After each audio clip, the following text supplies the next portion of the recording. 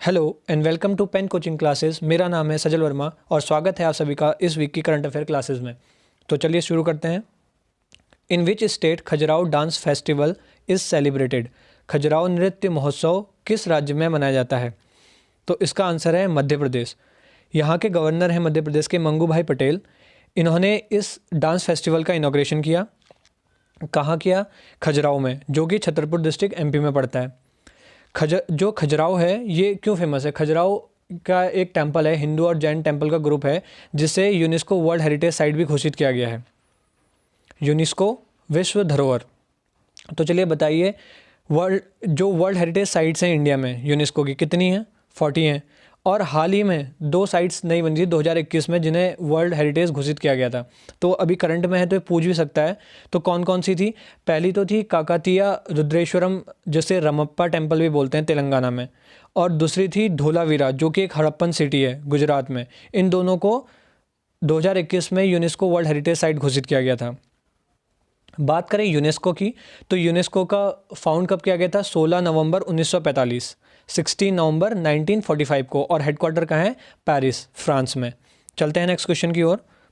Who has been conferred as best actor in the Dada Saheb Phalke international film festival award 2022? Dada Saheb Phalke अंतर्राष्ट्रीय film महोत्सव पुरस्कार में सर्वश्रेष्ठ अभिनेता के रूप में किसे सम्मानित किया गया है? तो इसका आंसर है रणवीर सिंह। देखो, जो मेन कैटेगरी होती है ना, उनको तो याद करना ही पड़ेगा। कौन कौन सी हैं मेन कैटेगरी? जैसे बेस्ट एक्टर किसको मिला, बेस्ट एक्ट्रेस किसको मिला, और जो मूवी ऑफ द ईयर थी वो कौन सी थी फिल्म ऑफ द ईयर। तो जो बेस्ट एक्टर हैं वो है रणवीर सिंह। किसके लिए मिला है? 83 मूवी के लिए मिला था इन्हें। बेस्ट एक्ट्रेस जो है वो है कृति सेनन, जिनको मिमी मूवी के लिए मिला है। और जो film of the year award मिला है जिसे, वो है पुष्पा। तो ये 3 चीज़ें आपको याद रखनी है। कहाँ मनाया गया ये फिल्म फेस्टिवल? ये मुंबई, महाराष्ट्र में मनाया गया। चलते हैं नेक्स्ट क्वेश्चन की ओर। Eastern bridge 6 a bilateral air force exercise held between which 2 countries? Eastern bridge 6 किन 2 देशों के बीच आयोजित एक द्विपक्षीय वायुसेना अभ्यास है? तो इसका आंसर है इंडिया एंड ओमान। इंडिया और ओमान के बीच द्विपक्षीय वायुसेना अभ्यास हुआ, जिसका नाम है ईस्टर्न ब्रिज। क्योंकि ये 6th एडिशन था, इसलिए इसका नाम दिया गया ईस्टर्न ब्रिज 6। कहाँ हुआ? ये हुआ जोधपुर एयरफोर्स स्टेशन में, जो कि राजस्थान में है। कुछ एक्सरसाइज जो हैं एग्जाम में पूछ ली जाती हैं और इम्पोर्टेंट भी हैं, तो आपको उन एक्सरसाइज का नाम पता होना चाहिए। यहाँ पे मैं आपको कुछ इंपॉर्टेंट एक्सरसाइज के नाम बता देता हूँ, याद रखिएगा। एक है मिलिट्री एक्सरसाइज है युद्ध अभ्यास। युद्ध अभ्यास जो होता है वो होता है इंडिया और यूएस के बीच में, यूनाइटेड स्टेट के बीच में। एक है गरुड़ शक्ति। गरुड़ शक्ति तो ये किसके बीच में होता है? ये होता है इंडिया और इंडोनेशिया के बीच में। किसके बीच में? इंडिया और इंडोनेशिया के बीच में गरुड़ शक्ति। अभी देखो यहाँ पे क्या है, एक गरुड़ अलग है, एक शक्ति भी अलग है। जो गरुड़ है ना, वो एयरफोर्स की एक्सरसाइज है। वो कहाँ किसके बीच में होती है? इंडिया और फ्रांस के बीच में। क्या? गरुड़ा। खाली गरुड़ आएगा तो ये किसके बीच में होती है? इंडिया और फ्रांस के बीच में। और ये एक एयरफोर्स की एक्सरसाइज है। और अगर सिर्फ शक्ति की बात करें तो ये एक मिलिट्री एक्सरसाइज है जो होती है इंडिया और फ्रांस के बीच में ही। काफ़ी बार पूछा भी गया है, इंपॉर्टेंट है, याद रखना इसको। एक है धर्मा गार्डियन। धर्मा गार्डियन धर्मा गार्डियन किसके बीच में होती है? इंडिया और जापान के बीच में। और अगर बात करें नोमैडिक एलिफेंट की, नोमैडिक एलिफेंट तो ये होता है किसके बीच में? इंडिया और मंगोलिया के बीच में। चलो एक चीज़ बताओ कि सूर्य किरण, ये एक मिलिट्री एक्सरसाइज है, किस किस के बीच में होती है? तो सूर्य किरण होती है नेपाल और इंडिया के बीच में। किसके बीच में? नेपाल और इंडिया के बीच में। और हाल ही में पिछले साल रानीखेत, कहाँ? उत्तराखंड में के चौबटिया में एक मिलिट्री एक्सरसाइज हुई थी इंडिया और यूके के बीच में। इंडिया और यूके के बीच में, यूनाइटेड किंगडम। क्या नाम था उसका, बता सकते हो? तो उसका नाम था अजय वॉरियर। इंपॉर्टेंट है, ये तो याद रहना ही चाहिए। कहाँ हुई थी? रानीखेत के चौबटिया में हुई थी इंडिया और यूके के बीच में, जिसका नाम क्या है, अजय वॉरियर है। तो ये कुछ इंपॉर्टेंट है, इसकी मैं पीडीएफ भी दे दूंगा आपको, आप उससे नोट डाउन कर लीजिएगा, इनको आपको याद रखना ही है किसी भी हाल में। चलते हैं नेक्स्ट क्वेश्चन की ओर। Which organisation launched Kisan mobile app to agro metrological services to the farmers. किसानों को कृषि मौसम संबंधी सेवाओं के लिए किस संगठन ने किसान मोबाइल ऐप लॉन्च किया? तो इसका आंसर है आईआईटी रुड़की। आईआईटी रुड़की जो कि उत्तराखंड में है, इसने क्या किया, एक रीजनल फार्मर्स के अवेयरनेस प्रोग्राम चलाया। रीजनल फार्मर्स कहाँ कहाँ के थे, हरिद्वार, देहरादून और पौड़ी गढ़वाल के। तो ये किसका पार्ट था, ये था ग्रामीण कृषि मौसम सेवा, एक प्रोजेक्ट था, उसका पार्ट था। उसके दौरान इन्होंने रीजनल फार्मर्स को बुलाया और एक अवेयरनेस प्रोग्राम चलाया, और वहीं इन्होंने एक ऐप लॉन्च करी जिसका नाम है किसान मोबाइल एप्लीकेशन। तो किसान इनको लॉन्च करने का मुख्य कारण क्या है, देखो आपको पता ही है खेती के लिए मौसम की जानकारी होना कितना ज़रूरी है। तो जो ये ऐप है, इससे किसानों को मौसम की सही जानकारी और सटीक जानकारी मिलते रहेगी। अच्छा इनिशिएटिव है, और उत्तराखंड की जो तैयारी कर रहे हैं पीसीएस की अभी, या फिर आने वाले एग्ज़ाम एसआई पटवारी के लिए, तो उनके लिए भी काफ़ी इंपॉर्टेंट क्वेश्चन है, इसको आप ध्यान में रखिएगा। पूछ सकता है कि किसान मोबाइल एप्लीकेशन कहाँ और किसने लॉन्च करी। चलते हैं नेक्स्ट क्वेश्चन की ओर। Which country top the medal tally. अच्छा, एक क्वेश्चन और याद आया मेरे को इससे। अभी हाल ही में आईआईटी रुड़की ने एक ऐप और लॉन्च की थी। कौन सी ऐप थी, कोई बता सकता है? भूकंप ऐप, उत्तराखंड भूकंप ऐप।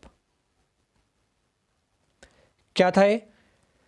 इस ऐप के जरिए लोगों को समय रहते पता चल जाएगा कि भूकंप आने वाला है, जिससे जान माल की जो क्षति है वो कम पहुंचे। तो ये भी एक इम्पॉर्टेंट क्वेश्चन है। इसमें मैंने एक शॉर्ट डाला है, उसमें आपको कंप्लीट इसकी वीडियो बना रखी है 1 मिनट की। उसमें आपको ये बता रहेगा कि उत्तराखंड के जो डिस्ट्रिक्ट्स हैं कौन कौन से जोन में आते हैं, जोन 4 और जोन 5 कौन कौन से हैं वो उसमें बता दिया गया है। आप वहाँ जाके एक बार वो वीडियो को देख लीजिएगा। चलते हैं नेक्स्ट क्वेश्चन की ओर। Which country top the medal tally in the winter Olympics 2022। शीतकालीन ओलंपिक 2022 पदक तालिका में कौन सा देश शीर्ष पर रहा? तो इसका आंसर है नॉर्वे। नॉर्वे ने टोटल 37 मेडल जीते, जिसमें से 16 गोल्ड हैं, 8 सिल्वर हैं और 13 ब्रॉन्ज मेडल हैं।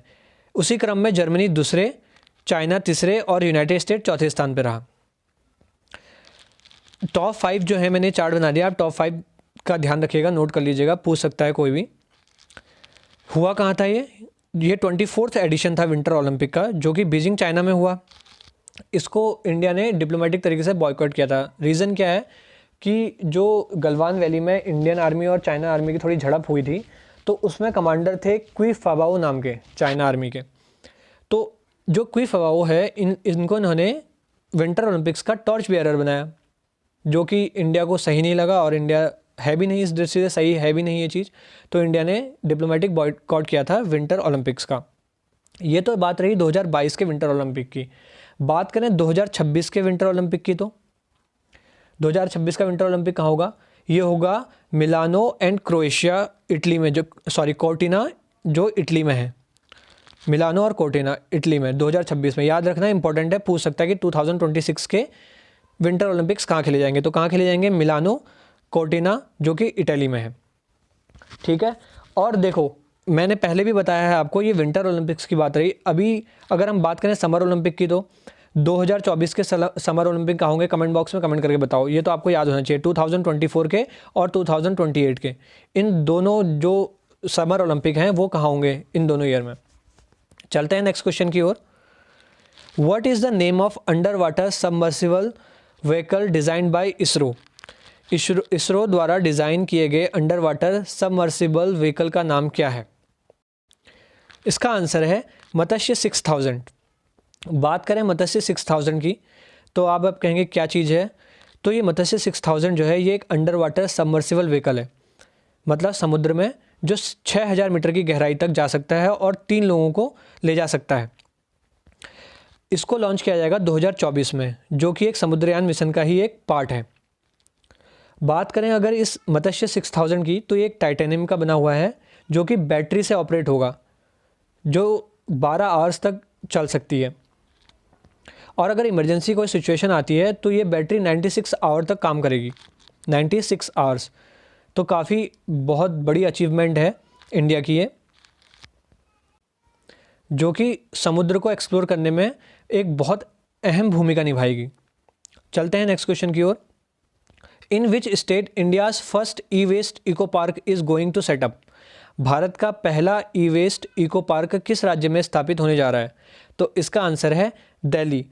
दिल्ली कैबिनेट ने मंजूरी दी है ई वेस्ट इको पार्क बनाने की, जो कि 20 एकड़ में बनेगा। कितने एकड़ में? 20 एकड़ में। देखिए, जो ई वेस्ट है, पहले इसको समझो आप कि ये होता क्या है। ई वेस्ट मतलब इलेक्ट्रॉनिक वेस्ट, जैसे कि आप लैपटॉप, टीवी, मोबाइल फ़ोन ये यूज़ करते होंगे। जब ये किसी यूज़ के नहीं रहते हैं, ख़राब हो जाते हैं, तो हम क्या करते हैं, इसको फेंक देते हैं। तो ये क्या हो गया, एक वेस्ट हो गया। तो यही इसी चीज़ को हम ई वेस्ट कहते हैं। तो हो क्या रहा था कि हर साल दिल्ली में लगभग 2 लाख टन ई वेस्ट जनरेट हो रहा था। गवर्नमेंट ने कहा कि क्यों ना इसको यूज़ में लाया जाए, तो उन्होंने वेस्ट में से सही चीज़ों को अलग करके, सही क्या मतलब वेस्ट ही है, तो थोड़ा बहुत जो, जैसे एक मोबाइल है, मोबाइल के अंदर बहुत सारी चीज़ें होती हैं, जो भी चीज़ें उसमें काम कर रही हैं उनको निकाल लेंगे वो। तो उनको सही करके कुछ चीज़ों को, उसको कुछ अलग तरीके से उस पार्क में पेश किया जाएगा। उस पार्क को मतलब पूरा बिल्ड ही उन चीज़ों से किया जाएगा जो भी ई वेस्ट है। तो इससे ई वेस्ट रिसाइकल भी हो गया, वेस्ट भी मिनिमाइज़ हो गया। तो अच्छा इनिशिएटिव है। अगर पूछेगा ये क्वेश्चन कि first e waste eco park कहाँ खुला, तो कहाँ खुला है? दिल्ली में। बाकी आपको समझ में आ ही गया होगा ई वेस्ट क्या होता है। चलते हैं नेक्स्ट क्वेश्चन की ओर। What is India's rank in USCC GPIC international IP index 2022? USCC GPIC के अंतर्राष्ट्रीय IP इंडेक्स 2022 में भारत की रैंक क्या है? तो इसका आंसर है 43। और US ने ये इंडेक्स टॉप किया है। अब आप कहेंगे कि IP इंडेक्स क्या होता है? देखो, IP मतलब होता है intellectual property. Intellectual property Hindi में क्या बोलते हैं? बौद्धिक संपदा। देखो, प्रॉपर्टी ना आपने देखी होगी, एक फिजिकल प्रॉपर्टी होती है। क्या होती है फिजिकल प्रॉपर्टी? कैसी होती है फिजिकल प्रॉपर्टी? आपको पता है, जैसे लोगों के यहाँ गाड़ी होती है, घर होता है ना? तो वो, उसका कोई मालिक होता है, ओनर होता है, तो वो एक प्रॉपर्टी है। जैसा आपका घर है, गाड़ी है, तो वो आपकी प्रॉपर्टी है। तो उसको क्या बोलते हैं? Physical property. उसी प्रकार अगर किसी व्यक्ति के पास कोई आइडिया है, और या फिर कोई ऐसी वैल्यूबल आइडिया है जिसकी मतलब वैल्यू है मार्केट में, तो उस आइडिया का भी कोई मालिक होगा, है ना? तो वो क्या वो प्रॉपर्टी क्या है? एक इंटेलेक्चुअल प्रॉपर्टी है, बौद्धिक संपदा है उस व्यक्ति की, वो इंटेलेक्चुअल प्रॉपर्टी है। ये फिजिकल नहीं है, ये क्या है? इंटेलेक्चुअल प्रॉपर्टी है। तो वो भी एक प्रॉपर्टी है। समझ में आ रहा है? तो इसी को इंटेलेक्चुअल प्रॉपर्टी बोलते हैं। जिस इंटेलेक्चुअल प्रॉपर्टी इंडेक्स में इंडिया का स्थान कितना है? 43 है। याद रख लेना, क्वेश्चन बहुत सारे रैंकिंग्स पे भी पूछे जाते हैं। देखिए, अगर आपको कोई डाउट है तो आप कमेंट बॉक्स में कमेंट करके बता सकते हैं, नहीं तो आप टेलीग्राम में आप जाके वहाँ भी आप अपने डाउट्स को पूछ सकते हैं। आपको लिंक जो है डिस्क्रिप्शन में मिल जाएगा। इसके साथ साथ इंस्टाग्राम चैनल भी है, तो आप डायरेक्ट DM करिए। आपको कोई भी कन्फ्यूजन होगा करंट अफेयर से रिलेटेड, आपका कन्फ्यूजन दूर किया जाएगा। इसके अलावा अभी उत्तराखंड के PCS का एग्ज़ाम नज़दीक आ गया है, SI पटवारी, इनके भी एग्ज़ाम नज़दीक ही हैं। तो उससे रिलेटेड जो भी वीडियोस हैं, चाहे वो उत्तराखंड की हों, मैथ्स की हों, रीजनिंग की हो, आपको हमारे चैनल में सारी की सारी अवेलेबल हो जाएंगी। आप अभी से तैयारी में लग जाइए और मेहनत करिए। देख लेते हैं आज का विचार। आज्ञा देने की क्षमता प्राप्त करने से पहले प्रत्येक व्यक्ति को आज्ञा का पालन करना सीखना चाहिए। इसी के साथ मैं अपनी इस वीडियो को यहीं समाप्त करता हूँ। मिलते हैं नेक्स्ट क्लास में।